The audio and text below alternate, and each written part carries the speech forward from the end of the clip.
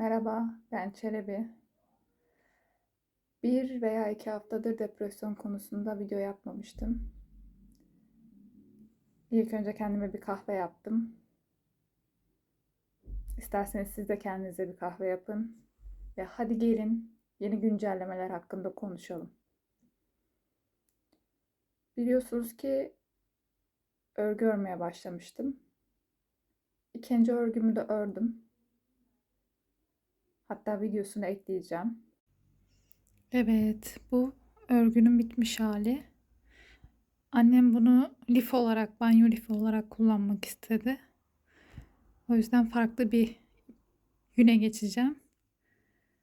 Şu orta kısmını ben yaptım. Şu kenarları da annem sonradan ekledi.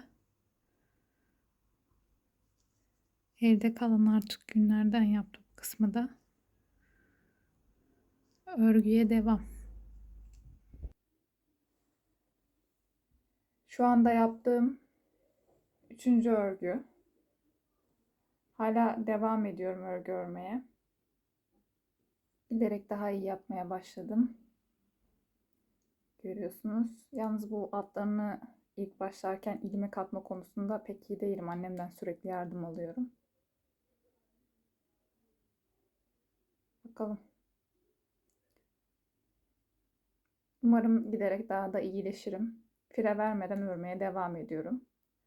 Bu yün biraz e, beni kaşındırıyor ama günde aralıklarla birkaç sıra örmeye çalışıyorum. Kaşındırdığı için bazen ellemediğimde oluyor. Bunu böyle devam ettirip tekrar söküp yenisini yapacağım. Arkadaşlık konusuna gelirsek, arkadaşlık konusu tam bir fiyasko oldu. Çünkü 2 kişiyle de görüşemedim. Birisi hiç geri dönmedi. Biliyorsunuz bu yarı yıl tatilinde görüşürüz demişlerdi. Diğeri de annesi rahatsız olduğu için onun yanına gitmek zorunda kalmış. Onunla da görüşemedik. Ama size güzel bir haberim var.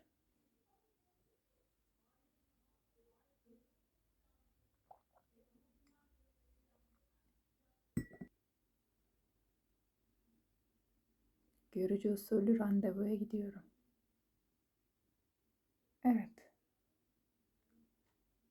Belki arkadaşlıkta kazanamadım. Umarım aşkta kazanırım.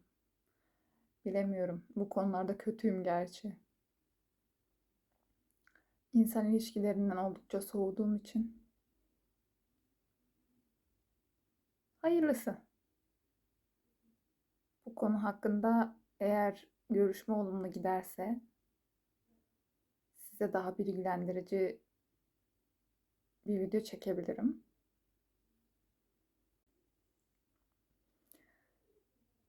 Bu hafta yemek konusunda pek bir şey yapamadım.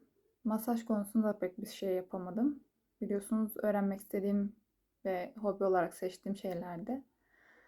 Dil öğrenmek konusunda bir gelişme var. İlkokul, ortaokul civarında gazetenin vermiş olduğu bir kitap vardı. Basitleştirilmiş İngilizce ile yazılmış bir hikaye kitabıydı. Bunu eskiden sadece okuduğumda bir iki kelime anlayabiliyordum. Yakın dönemde tekrar elime geçti ve çevirebildiğimi fark ettim. Bir iki hikaye okuduktan sonra kağıda yazarak çevirmeye başladım ve başarılı olduğumu gördüm. Bu beni çok güdüledi, teşvik etti. Sanırım öğrenme tarzım bu şekilde. Dil konusunda çevirerek öğrenebiliyorum. Bunun üstüne gideceğim. Çeviri yapmaya devam edip ne kadar ilerlediğimi görmek istiyorum. Ayrıca elimde farklı kaynaklar da var. Babamın askeri okuldan kalma kitapları var. İngilizce kitaplar. Daha çok ansiklopedi tarzında. Ama güzel kitaplar. Onları tekrar elden geçireceğim. Hem dil bilgisi, hem yazma, hem okuma hepsini içeriyor. Biliyorsunuz artık İngilizce öğrenmek aşırı zor değil çünkü çok fazla bedava kaynak var ve kolaylıkla ulaşılabilir derecede. Eğer İngilizcemi geliştirirsem belki Korece'ye tekrar dönerim. Sonuç olarak eğer çeviri yaparak öğrenebilirsem bu yöntem diğer dilleri öğrenmemde de işe yarayacağı benziyor. Yani sonuç olarak dil öğrenmede benim yöntemim sanırım çeviri yapmak. Çünkü böyle kenara notlar falan aldığım zaman dönüp bakmıyorum. Evet yazıyorum, çok güzel yazıyorum, saatlerimi veriyorum, harcıyorum ama tekrar dönüp bakmıyorum. Bu bana külfet geliyor. O yüzden belki çeviriyle daha iyi öğrenebilirim. Ayrıca kendi kitaplığımdaki kitapları tekrar okumaya başladım. Ve bir karar verdim. Gerçi bunu 1-2 seneden beri gerçekleştiriyorum. Şöyle, benim yaşadığım şehirde kitap kafeler var. Bu kitap kafelere kitap bağışı yapabiliyorsunuz. Peki kitap kafe nedir? Kitap kafede öğrenciler veya yetişkinler fark etmeksizin gidip kitap okuyabilir, ders çalışabilir, sessiz bir şekilde projesi varsa bilgisayardan çalışabilir. Yani böyle bir ortam. Büyük bir kütüphanesi var. Benim de elimde bir sürü kitap var. Açıkçası hani okuduğumuz bir kitabı tekrar dönüp dönüp okumuyoruz. En azından ben böyleyim. O yüzden dedim ki elimdeki kitapları okuyayım. Okuduktan sonra karar vereyim. Kalsın mı, gitsin mi?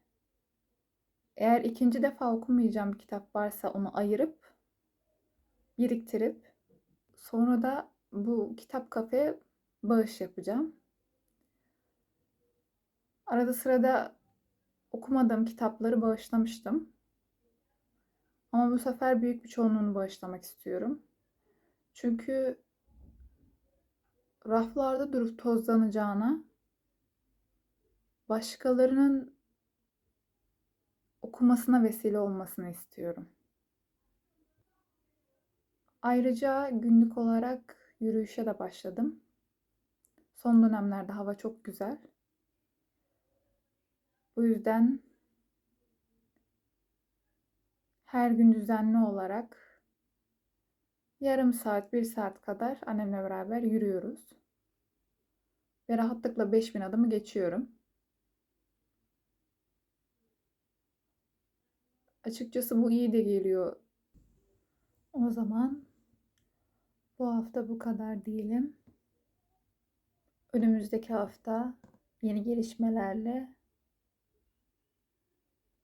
bir sonraki videoda görüşmek üzere. Kendinize çok iyi bakın. Bana şans dileyin. Hoşça kalın.